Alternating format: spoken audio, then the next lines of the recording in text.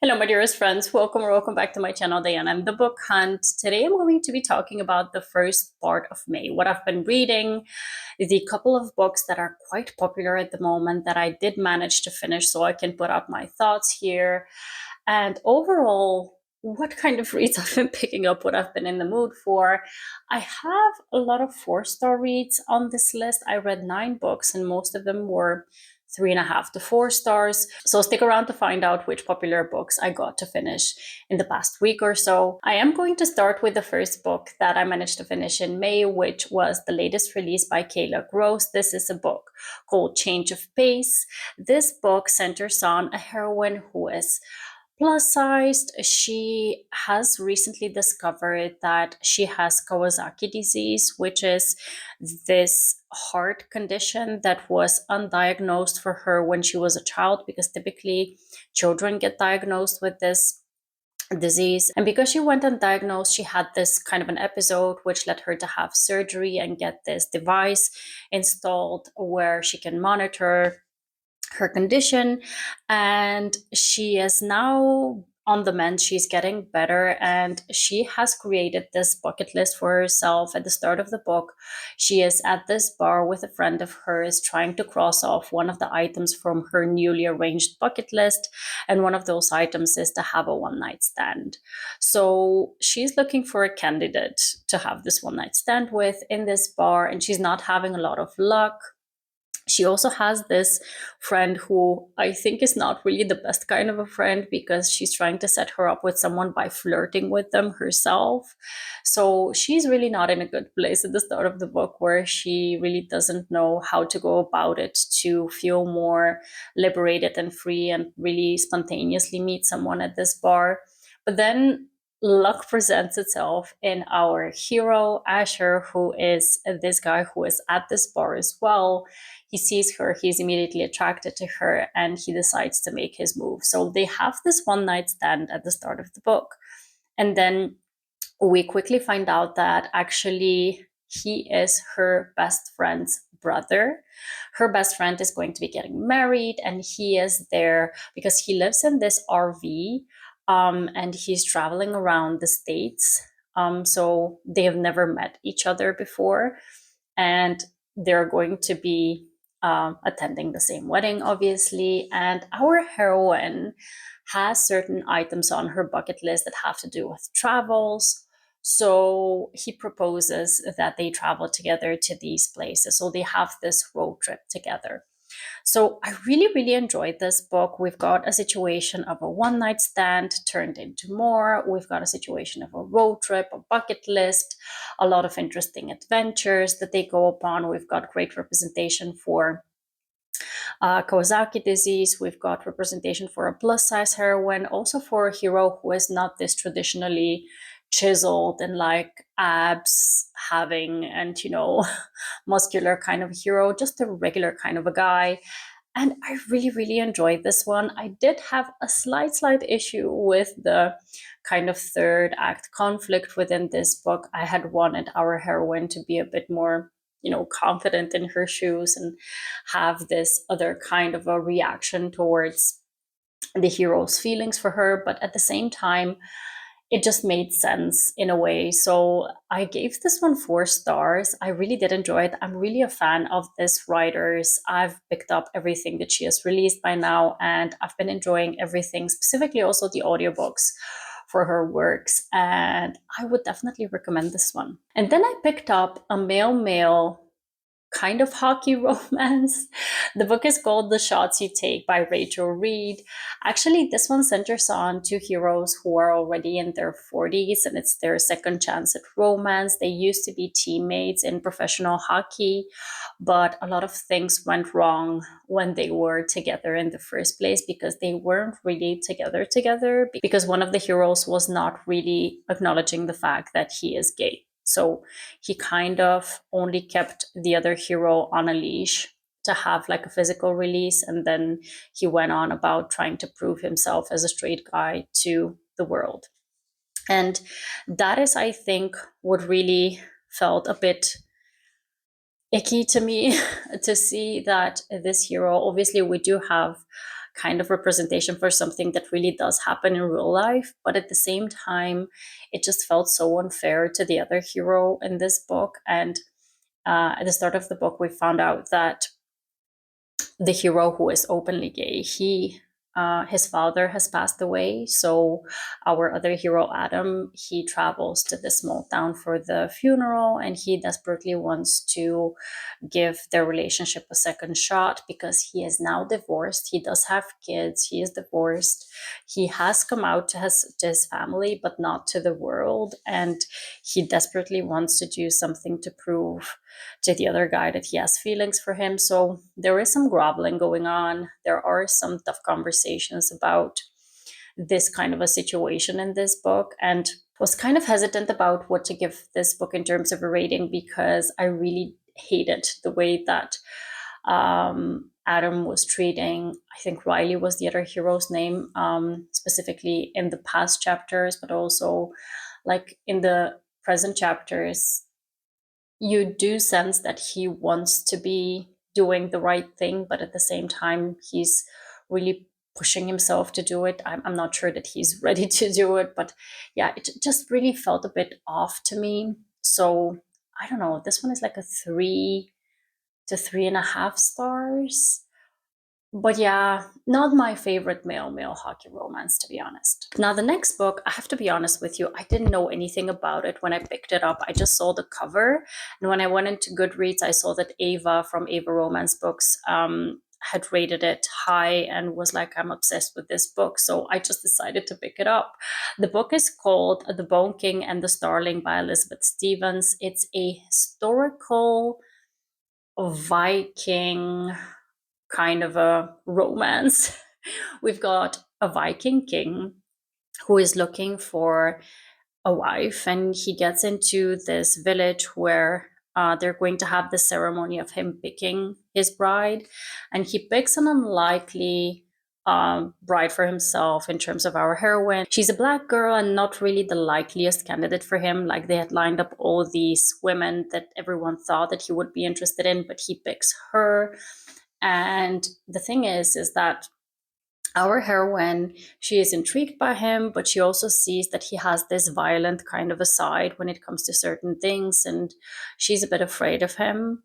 So there is this push and pull between them, but he is completely obsessed with her. He is completely obsessed with her, and he will do anything to protect her, and he will do anything to kind of have everyone treat her with respect and be just to her, because she hasn't been treated just in the past by the people from her village. I don't know, it was just the right kind of story for me at the time that I picked it up, because I really wanted to swoon with a romance, because the books that I read previously were not really swoon worthy, and this one I felt was. So I really enjoyed this one. I gave it 4 stars, and it is novella length, so it's quite easy to get through this one as well. Now, next up, I picked up the third book within Piper Rain's The Nest series, and this one is again narrated in duet like the other books are, and this one focuses on Connor and Eloise. The book is called Mr. Swoony.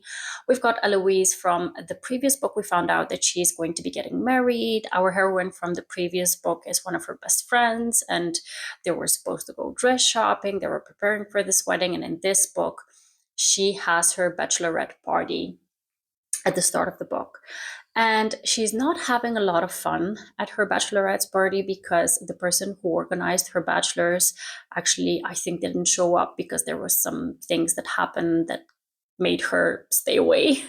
And then she was like doing a lot of things that she wasn't really into doing on her bachelorette's party, and she encounters our hero Connor, who is from this hockey team, and he saves her from a certain situation, and they spend the night together just talking and having a lot of conversations about basically her decision to marry this guy, and also about herself in general.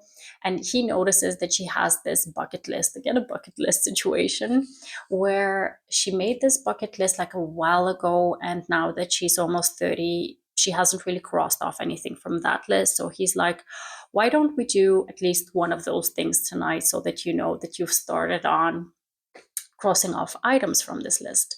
So they do this one simple thing, and she really starts to consider, like, who am I marrying? Is the guy that I'm marrying the kind of guy who will spontaneously do one of these things with me to make me feel like I'm making progress with the things that I want for myself? And it turns out that that guy really isn't. So she calls off her wedding.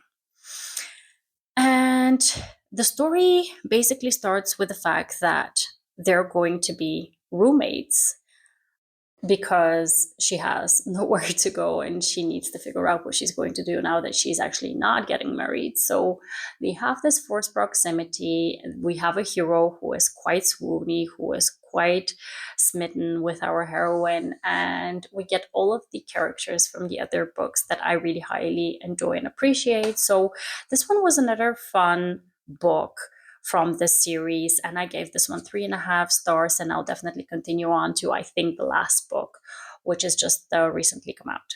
Next up, I read the second book by Beth Revis within her novella length, like heist space romance novellas. This one is called How to Steal a Galaxy, and we're continuing the story that was the first book, where our heroine had stolen a certain thing from this spaceship. And now she kind of has a new mission, but the hero from the first book, he also makes an appearance, where together they need to get to working together to figure out how they're going to save planet Earth. So this is essentially the plot line for book 2, but we don't really get too far into that plot because we first need to get through whatever has happened in the first book, because they left it off in kind of an awkward place. So I don't know, this author has an amazing sense of humor, so I do really appreciate the humorous kinds of elements within her books. I do appreciate the heroine's little quirks, but at the same time, I don't know, for the plot, I didn't love it as much as the first book. I probably will pick up the last book within the novella series because I want to see how it ends, to see if it's going to be a bit better than this one, because this one felt a bit like a filler book. But yeah, essentially I will continue on. This one was a 3-star read for me. And then I read a book that I didn't know anything about in terms of plot, but I knew that last year it was quite popular because it was also nominated for a Goodreads Choice Award. I don't know if it won. I think it may have won. The book is called The Wedding People by Alison Espach, I think the author's name is. And this one is a general fiction book, so it's not a romance. It has to do with a heroine who is in kind of deep depression, and she has recently gotten divorced, and she has had trouble getting pregnant as well. So she has a lot of issues that she really has been working through in her life, and she books herself a trip to this beachside hotel. And once she gets there, we find out that she is there because she wants to end her life. But then she gets there and she finds out that she has booked the only room as a person who is not there for a wedding. All of the other rooms are booked by this wedding party who are going to be spending a whole week there, do some activities, and then in the end get married. And this bride, they encounter each other already, like at the start of the book. And she's like, how come you have a room here? I thought that I'd rented out the whole hotel. And she's like, well, you didn't, because I have a room here.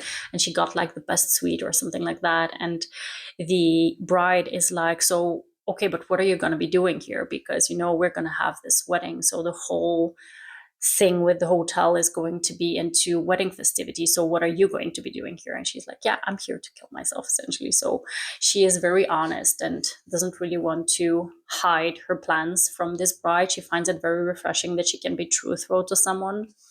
And this bride is like, not at my wedding, you're not. So it's a very interesting progression from that point, where the bride kind of involves our heroine in these wedding activities.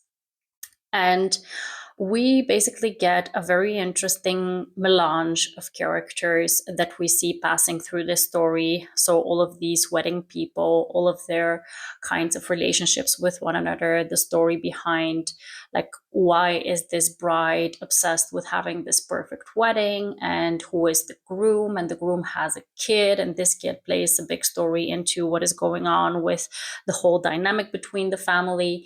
And it's a very interesting story. I really, really highly appreciated it. I felt the same feelings as when I was reading Frederick Bachman's A Man Called Ove, and I really, really enjoyed this book. I have to say it started off on a bit of a depressing note, but it ended on a very high note for me, and I really enjoyed this one. I gave it 4 stars. And then I read one of those books that everyone has been going bonkers over on Book Talk, BookTube, Book Threads, and everywhere.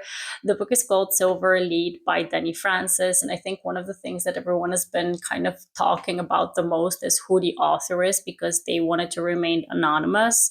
And everyone has been trying to play detective and find out who this author is, which I kind of find ridiculous, because why do we need to know who this person is? I mean, as long as it's not written by AI, we just have to stick to the fact that there is this person who is brilliant in writing a very popular book, and then she just doesn't want to be known. So let's just leave it at that, enjoy the story and everything. But anyway, this book is a dystopian military romance where we've got a heroine, Ren, who lives in this society where people with certain powers that are called modified people, they're forbidden to exist or to use their abilities.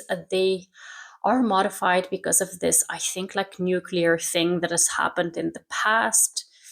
And the region where they live, this colony that they live in, essentially there's a lot of modified people who are kind of on the down low, and they have formed this rebellion, and she does help this rebellion in certain ways, but she's not actively a part of it at the start of the story, I think. And then at the start of the story, she kind of does something that alerts people to certain kinds of abilities of hers. They don't really know that she is modified, but they really find that she has certain abilities that they can use. And that's where she gets forced into to go into this like elite military force called the Silver Block. So she's going to be training to get into this certain elite block, and she's going to this academy for it. And the romance is between herself and the High General's son, who is one of the like trainers in this facility, like the high trainers. And he is essentially her biggest enemy, because this general is responsible for hunting down all these modified people, for not really allowing them to exist in this continent. So she really hates the whole family, and she has a lot of push and pull when it comes to, she has certain kind of attraction to this guy, but at the same time she hates what his family stands for. So there's a lot going on within this book when it comes to like the abilities, when it comes to the training, when it comes to the side characters and what they bring into the story. There is very little world building though. So I know that a lot of people have been having gripes with that, and I can completely understand it, because we don't really find out a lot about the place where everything is taking place, because at the start of the story, the heroine described that because of her certain history with her being modified, her uncle who was taking care of her took her into this wood place, like these woods that were completely dark. So she lived several years in this darkness. So that's where it was kind of intriguing for you to find out like what has happened, why is it dark there, what kind of creatures live there, and whatever.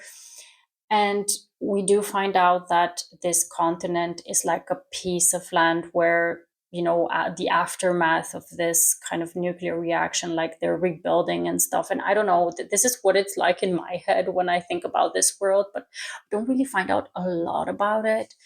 And then people with different kinds of abilities. We do find out that certain people have them and what they have, but it's kind of like we get to the surface of certain things, but not really any kind of depth to them.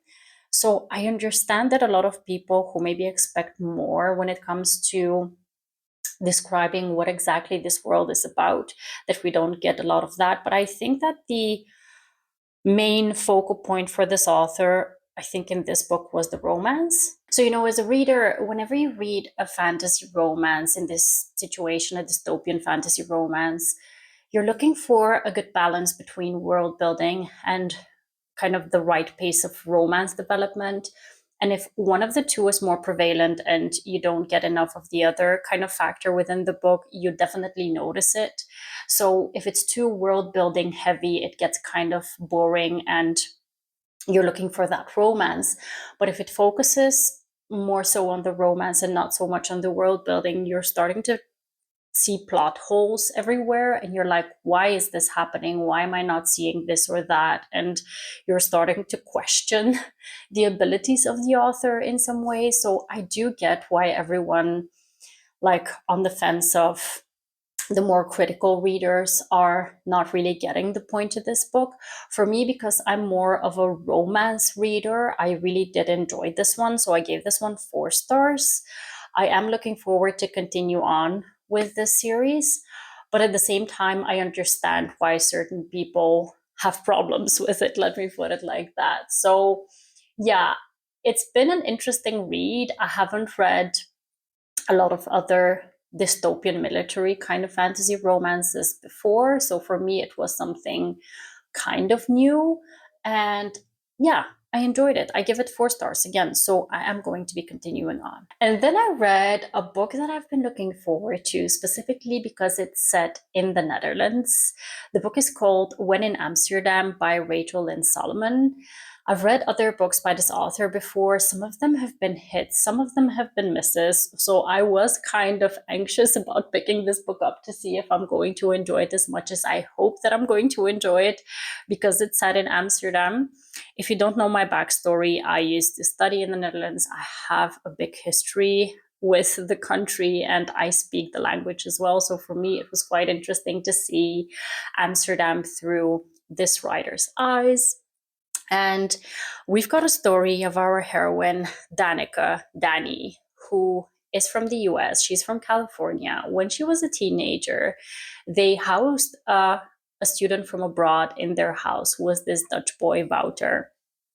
And when they were teenagers, they fell in love. They had 1 year of discovering like teenage infatuation together. They really fell in love. But then he went back to the Netherlands after that 1 year was up, and things broke off because he went back and he wrote her a letter, and basically things ended at that time. Now, it's like, I don't know, 10 to 13 years later or something. I think it's about 13 years later. Danica, she is at this point where she has recently broken off her relationship with a guy that she was kind of serious with. She really has no prospect of a job because she quit, or actually she was fired because of something that she did that had to do with her ex-boyfriend. And she's like, I'm still young. I can try to go abroad and have a different kind of an experience for myself. So she applied to a job in the Netherlands, in Amsterdam. She got accepted. She traveled over there and she's like, okay, I'm going to be living my best life here in Amsterdam, right? But certain things start to go wrong. Like the apartment that she was assigned to live in flooded, and then her job kind of became insecure because this startup kind of a company that she was hired for started to kind of fall apart. And she bumps into Wouter, her first love. He basically proposes to her to do this marriage of convenience so that he can get an inheritance and then she can get her papers in the Netherlands so she doesn't have to go back to America, because she really loves it in Amsterdam. Now, the things that really I fell in love with the story is that this essentially is like a book, like a love letter to Amsterdam, because you see all the picturesque little things that everyone falls in love with Amsterdam for.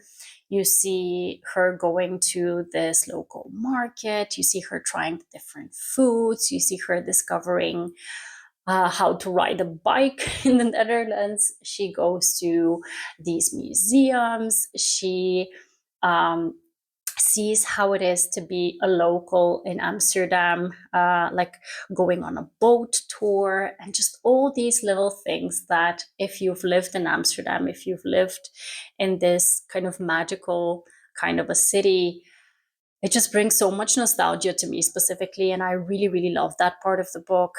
I enjoyed the romance in the book as well. I did find it a little cringy because obviously I speak the language.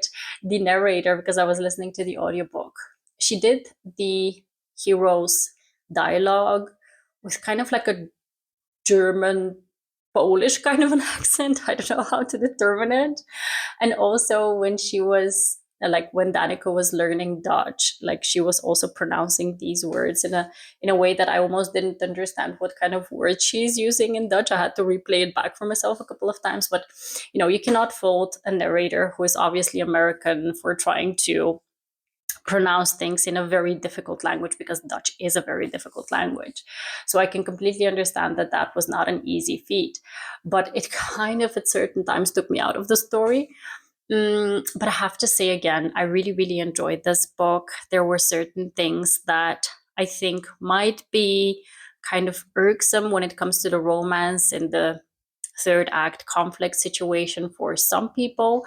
I kind of got over it because, again, I was so infatuated with the whole setting of the book that I didn't mind that too much. And yeah, I gave this one 4 stars. I would definitely recommend it around this time of year because it's centered in like the winter coming into spring kind of a season. You get to see them going into the tulip fields. You get to see them celebrating King's Day, which is at the end of April. There's just, I don't know, there's a lot of beautiful things. Like if you've never been to Amsterdam and you want to discover it in a romance book, you should definitely pick this book up. And if you've been to Amsterdam and want to relive it, then again, pick this book up because you're going to love it as well. And then the last book that I read is another quite popular book right at this moment, a romantasy book called Shield of Sparrows by Daphne Berry. Now, Daphne Berry is a very prolific contemporary romance author. She has written many, many books, contemporary romances. I think this is her first romantasy book that she has come out with. And everyone was really, really hyping this book up and have been hyping it up now that they've read it as well. A lot of people have been loving this book. And I was very curious to pick it up. I got it through Storytel as an audiobooks. I read the audiobook for it. And I have some mixed thoughts about it. So this one, I felt like had a good world building to it because I did get a sense of where these characters were, what they were dealing with, and it was kind of intriguing enough to step by step figure out what exactly is going on with this world, what is going wrong with this world essentially. And we've got a bit of a kind of a love triangle going on when it comes to the romance that was quite intriguing. But for me, what kind of made me not fall in love with the story right away is the heroine. We've got a heroine, her name is Odessa. At the start of the book, we figure out that she is like the spare princess. She's actually older than her sister, but her sister is the one that they've been training to marry off to this prince. And she essentially is kind of redundant. She is going to get married off to some kind of like a high placed general. But she's okay with that role, kind of. So at the start of the story, we're figuring out that there is this delegation that includes this prince that is supposed to get married to her sister. They're coming to their kingdom. She's supposed to be there to see this delegation. And once she gets there, they figure out that something unlikely is starting to happen, which is that this prince, he is summoning the kind of his right to claim the bride that he wants, not the bride that he's betrothed to, because he has slain 7 monsters, and he is calling in the favor of, after having killed these 7 monsters, because there is this kind of like a fairy tale about it, like if you kill these 7 monsters, then you can get to choose your bride or something like that. So he, instead of choosing the sister that's supposed to get married to him, he chooses our heroine Odessa. Now Odessa, she is not prepared for that role. And also her father very much wants her to spy for his kingdom. He wants to figure out certain things that have been going on with this prince, because this prince, he doesn't talk.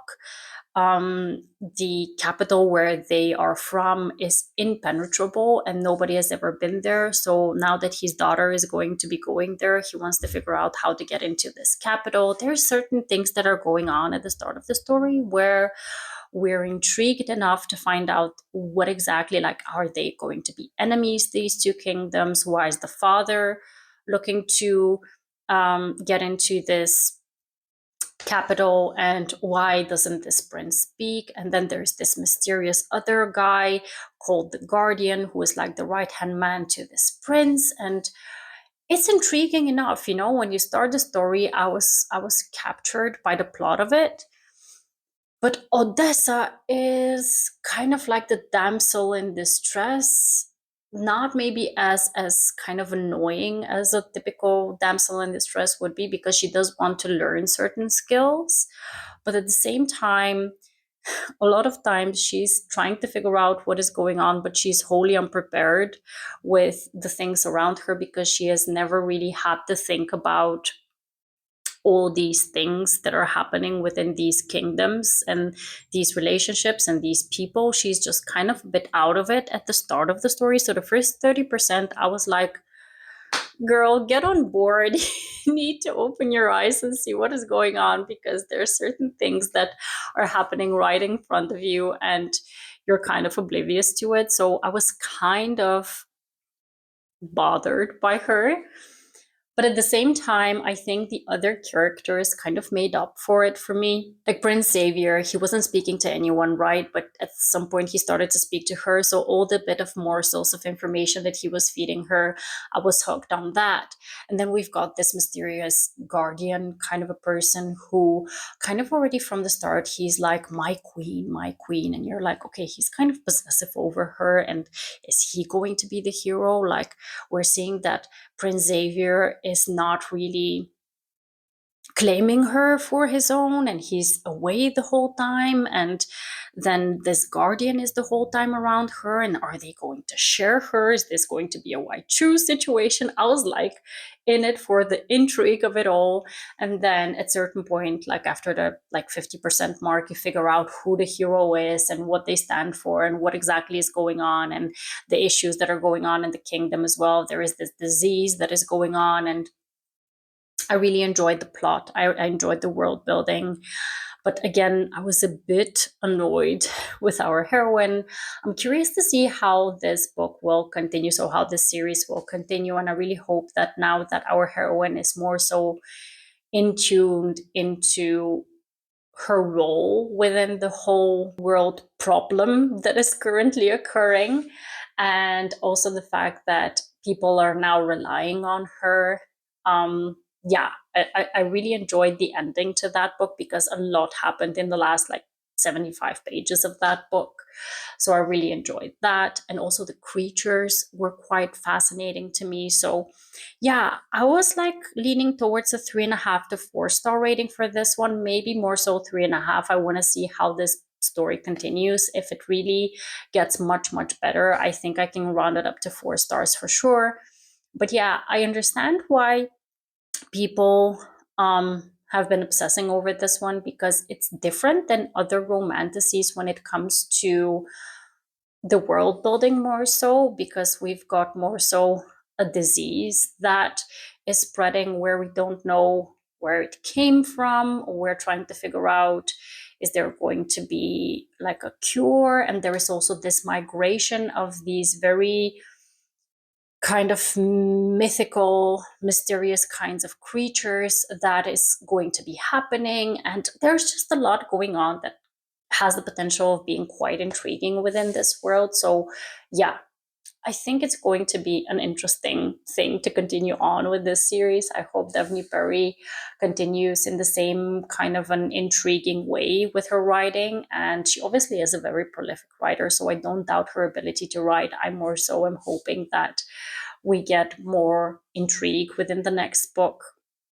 And I'm definitely going to be continuing on. Alrighty, so these were all the books that I managed to finish in the first part of May, and I'm looking forward to sharing all the things that I'm going to be reading in the next part of the month at the end of this month, because I've got a couple of more stories lined up that I need to read until the end of the month that are going to be quite interesting, I think, I hope. And please let me know what you've been reading, what you've been loving. If you've read any of the books that I mentioned in this wrap up and what you thought about them, leave them down in the comments below. I really hope to see you in the next one. Don't forget to subscribe if you haven't already, and have a wonderful, marvelous day. Happy reading. Take care, and bye.